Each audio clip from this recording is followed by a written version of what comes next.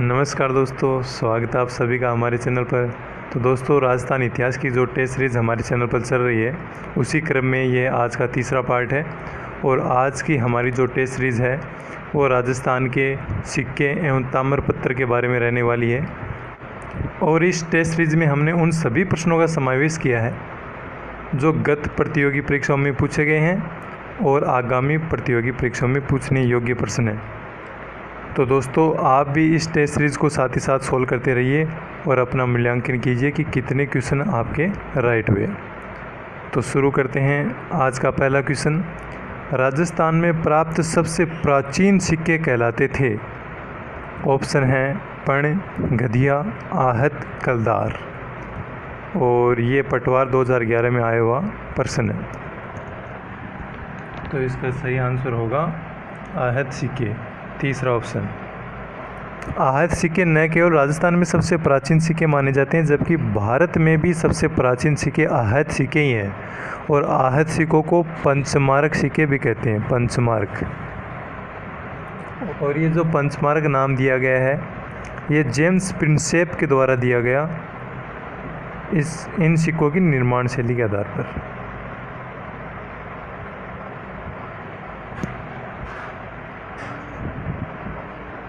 अगला क्वेश्चन, अक्खेसाई सिक्के किस रियासत में प्रचलित थे? यह भी पटवार 2011 में आया हुआ प्रश्न है। ऑप्शन है जैसलमेर, बूंदी, बांसवाड़ा, सिरोही।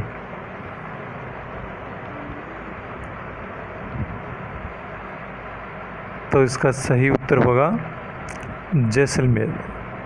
जैसलमेर महारावल अक्खे सिंह द्वारा प्रचलित सिक्का था अक्खेसाई सिक्का। और जैसलमेर में एक और सिक्का प्रचलन में था, उसका नाम था डोडिया। ये डोडिया सिक्का वैसे ताम्र सिक्का था। तो ये दोनों याद रखना, डोडिया सिक्का और अक्खेसाई सिक्का, ये जैसलमेर रियासत में प्रचलन में था। अगला प्रश्न, झाड़साई सिक्का कौन सी रियासत में प्रचलित था? ये 3rd ग्रेड परीक्षा में पूछा गया प्रश्न है। तो ऑप्शन है इसके झालावाड़, मारवाड़, जयपुर, मेवाड़। झाड़साई सिक्का कौन सी रियासत में प्रचलित था? तो इसका सही उत्तर होगा जयपुर। और इसका जो झाड़साई सिक्का नाम इसलिए पड़ा क्योंकि इस पे जो जयपुर की टकसाल थी, उस पर 6 शाखाओं वाला एक झाड़ का चिन्ह अंकित था, और उसी वजह से इसका नाम झाड़साई सिक्का पड़ा। अगला प्रश्न, किस ताम्रपत्र से रानी कर्मावती द्वारा जौहर के प्रमाण मिलते हैं? ये आर्थिक अन्वेक्षक 2019 परीक्षा में पूछा गया है। और इसके ऑप्शन है चीकली ताम्रपत्र, पूर ताम्रपत्र, आहड़ ताम्रपत्र और खेरादा ताम्रपत्र। ये भी इम्पोर्टेंट क्वेश्चन है दोस्तों। तो इसका सही उत्तर है सेकंड ऑप्शन, पूर्व ताम्रपत्र। पूर्व ताम्रपत्र से रानी कर्मावती द्वारा जौहर के प्रमाण मिले हैं, यानी कि चित्तौड़ का जो दूसरा शाखा हुआ था, उसका प्रमाण पूर्व ताम्रपत्र से मिले। अगला प्रश्न, किसानों से वसूल की जाने वाली विविध लाग बागों का उल्लेख किससे प्राप्त होता है? ये भी यांत्रिकी डिप्लोमा 2016 परीक्षा में आया हुआ प्रश्न है। तो आहड़ ताम्रपत्र, ब्रोच गुर्जर ताम्रपत्र, चीकली ताम्रपत्र और खेरादा ताम्रपत्र।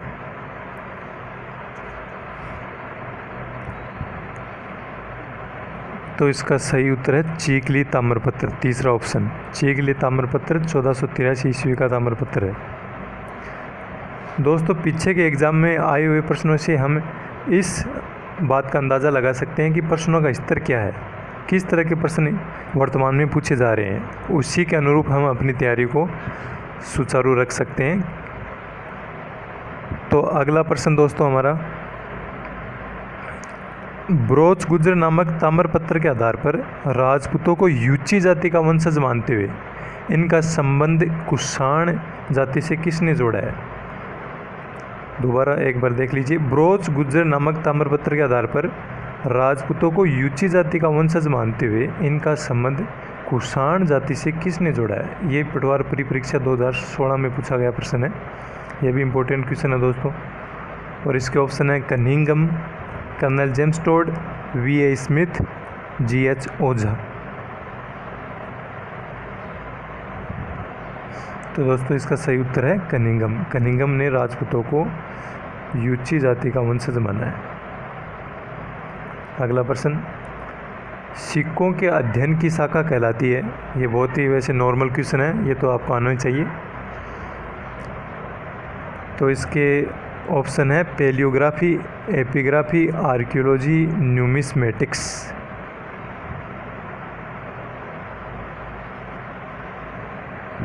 तो इसका सही उत्तर होगा न्यूमिस्मेटिक्स।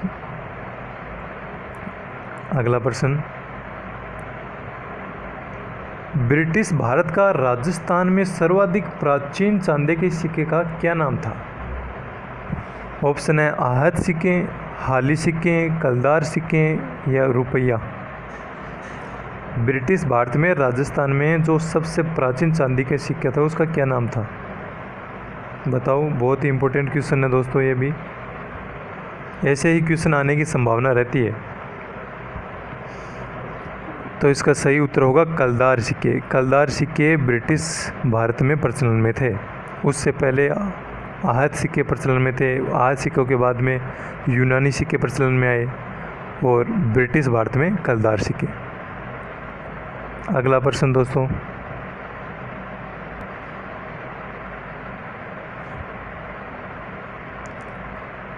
राजस्थान में राजवंशों द्वारा जारी सिक्कों में सर्वप्रथम किस वंश का उल्लेख मिलता है? गुहिल वंश, चौहान वंश, प्रतिहार वंश, राठौड़ वंश। ये भी बहुत ही महत्वपूर्ण प्रश्न है कि राजवंशों के द्वारा जो जारी सिक्के थे उनमें सबसे प्राचीन उल्लेख किस वंश का मिलता है? गुहिल वंश का, चौहान वंश का, प्रतिहार वंश का, राठौड़ वंश का। तो इसका सही उत्तर है चौहान वंश।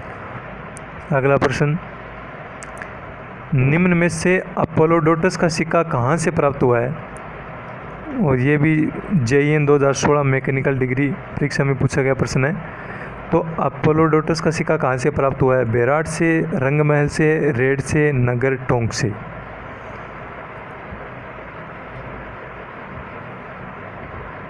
अगर आपने सभ्यता वाला पाठ पढ़ा है तो आप इसको बिल्कुल आसानी से कर सकते हो।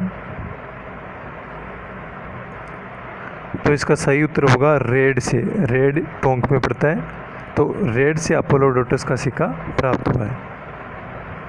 अगला प्रश्न, किस स्थान से 3075 चांदी के पंचमार्क सिक्के उपलब्ध हुए हैं, जो देश के उत्खनन में एक स्थान से प्राप्त सबसे बड़ी निधि मानी जाती है? यानी कि एक स्थान से इतनी बड़ी मात्रा में सिक्के अन्यत्र कहीं भी प्राप्त नहीं हुए इस स्थान के अलावा। तो ऑप्शन है रेड टोंक, आहड़, गुरारा, सिक्कर, बेराट। ये भी वेरी इंपॉर्टेंट क्वेश्चन है दोस्तों।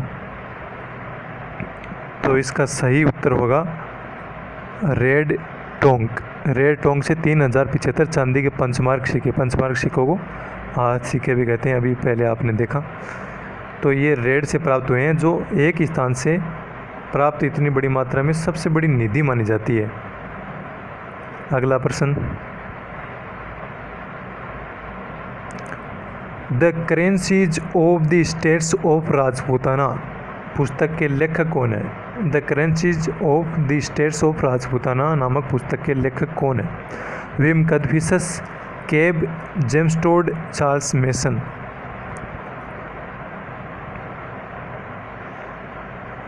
तो इसका सही उत्तर होगा केब, दूसरा ऑप्शन।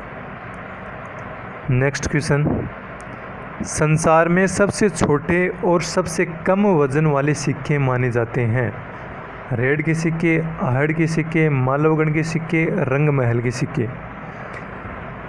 ये भी बहुत ही महत्वपूर्ण प्रश्न है दोस्तों कि सबसे छोटे और सबसे कम वजन वाले पूरे संसार में कौन से सिक्के हैं? तो ये है मालवगढ़ के सिक्के, तीसरा ऑप्शन। अगला प्रश्न, नगर से प्राप्त मालवगण से संबंधित 6000 तांबे के सिक्कों की खोज किसने की थी? कैप्टन बर्टन ने, कार्लाइल ने, जेम्स टोड ने, जॉन मार्शल ने। तो नगर से प्राप्त मालवगण से संबंधित जो सिक्के प्राप्त हुए उनकी खोज किसने की? तो इसका उत्तर होगा कार्लाइल द्वारा। सेकंड ऑप्शन होगा इसका। कार्लाइल के द्वारा मालवगण से जो संसार के सबसे छोटे और कम वजन वाले सिक्के प्राप्त हुए हैं उनकी खोज की है कार्लाइल ने। अगला प्रश्न, मेवाड़ और मारवाड़ में गधिया सिक्कों का प्रचलन किन शासकों द्वारा किया गया था? ऑप्शन है कुषाण शासकों द्वारा, गुप्त शासकों द्वारा, मौर्य शासकों द्वारा, हूण शासकों द्वारा। तो इसका सही उत्तर है हूण शासकों द्वारा। मेवाड़ और मारवाड़ में जो गधिया सिक्के प्रचलन में थे उनका जो प्रचलन किया गया किसके द्वारा? हूण शासकों द्वारा। अगला प्रश्न, मेवाड़ राज्य के सिक्कों के बारे में निम्नलिखित में से कौन सा कथन असत्य है, गलत है? पहला है, मेवाड़ में तांबे के सिक्कों को ढींगला, बिलाड़ी, त्रिशूलिया, बिडरिया, नादवारिया आदि नामों से जाना जाता था। दूसरा कथन है, महाराणा भीम सिंह ने अपनी बहन चंद्र कुंवर बाई की स्मृति में सोने का चांदोड़ी रुपया चलाया। तीसरा कथन है, द्रम एला मेवाड़ में चलाए गए सोने या चांदी के सिक्के थे। और अंतिम कथन है, मेवाड़ में सर्वप्रथम चांदी के सिक्के बप्पा के द्वारा और सोने के सिक्के गुहिलादित्य के द्वारा चलाए गए। तो इन चारों कथनों में से कौन सा कथन आपको असत्य लगता है? जल्दी से आंसर दीजिए।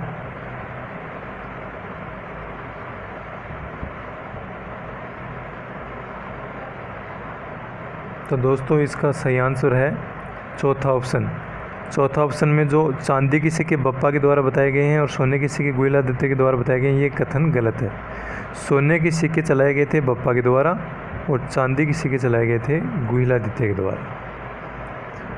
तो ये वैसे एक क्वेश्चन में 3 क्वेश्चन बन रहे हैं, तो आप इसको अलग अलग भी याद रखिए क्योंकि यहाँ सभी इम्पोर्टेंट हैं, किसी से भी प्रश्न अलग से बन सकता है इसमें, तो ये याद रखने योग्य है। अगला प्रश्न सुमेलित करना है। एक तरफ आपको रियासत दे रखी है और एक तरफ जो सिक्के प्रचलन में थे वो दे रखे हैं। अब इनको सुमेलित कीजिए आप।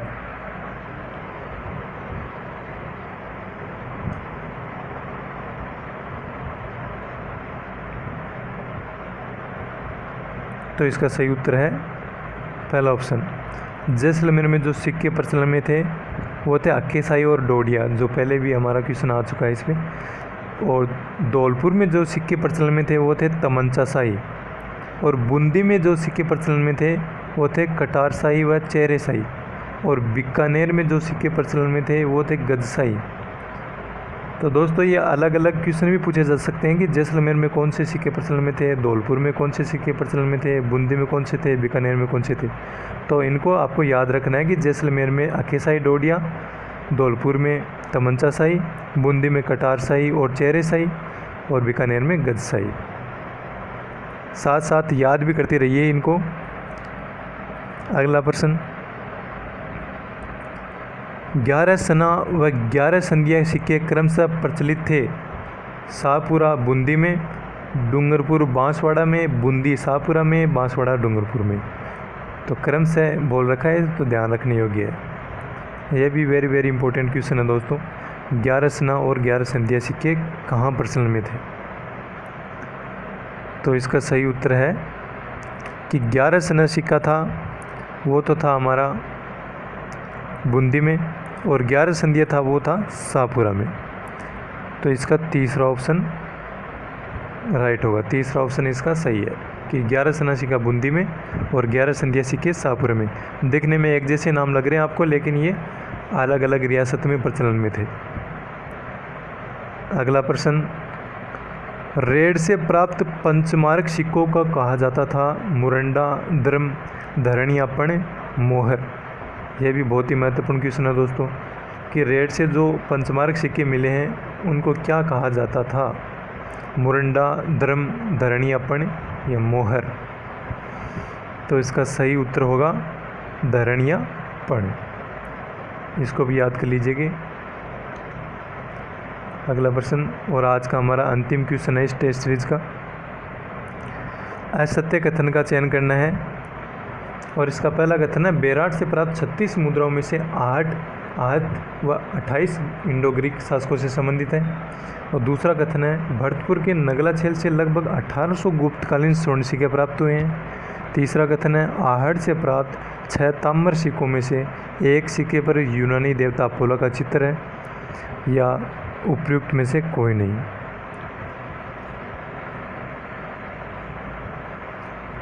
तो इसका सही आंसर होगा उपयुक्त में से कोई नहीं। ये तीनों ही कथन सत्य हैं। यानी कि बेराट से जो 36 मुद्राएं मिली हैं उनमें से 8 मुद्राएं आहत और 28 इंडो ग्रीक शासकों से थे। भरतपुर के नगला छेल से जो 1800 गुप्तकालीन स्वर्ण सिक्के मिले हैं ये भी सही कथन है। और आहड़ से 6 ताम्र सिक्के मिले हैं उनमें से एक सिक्के पर यूनानी देवता अपोलो का चित्र है और एक पे त्रिशूल का भी चित्र है। तो ये तीनों ही कथन आपको याद रखने हैं। ये तीनों से ही क्वेश्चन बन सकते हैं अलग अलग। तो दोस्तों आज की हमारी ये टेस्ट सीरीज़ आपको कैसे लगी? अगर आपको ये हमारे क्वेश्चन पसंद आए तो प्लीज़ चैनल को सब्सक्राइब करें, लाइक करें और शेयर करें। धन्यवाद दोस्तों। जय हिंद, जय भारत।